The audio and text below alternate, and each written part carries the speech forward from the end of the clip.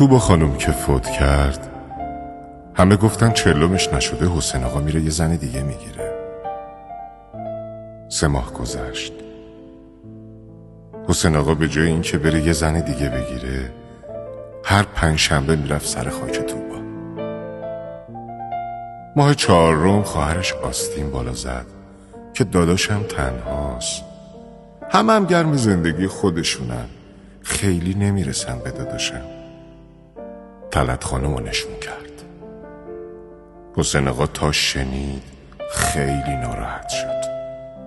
هیچی نگفت. پا شد رفت توی اتاقش و در رو کوبید رو هم. همه گفتن یه مدتی تنها باشه مجبور میشه جای خالی زنشو پر کنه. مرد زن میخواد. ولی حسین آقا هر 5 شنبه میرفت سر خاک توبا.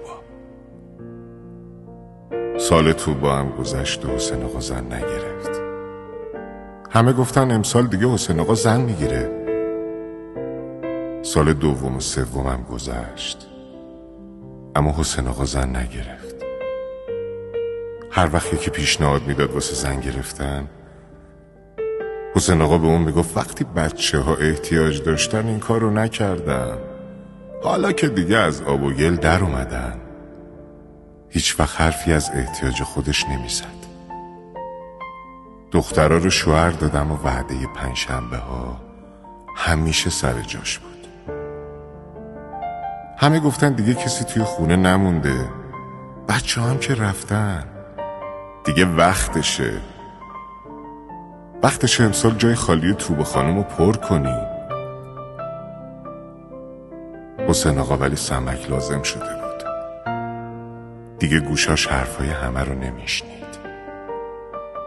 دیروز حسین آقا مرد. توی وسایلش دنبال عکسش واسه اعلامیه میگشتن. یه دفتر با خط حسین آقا پیدا کردن.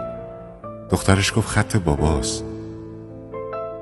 اول صفحه نوشته بود هر چیزی که مال تو باشه خوبه، حتی اگه جای خالی تو باشه.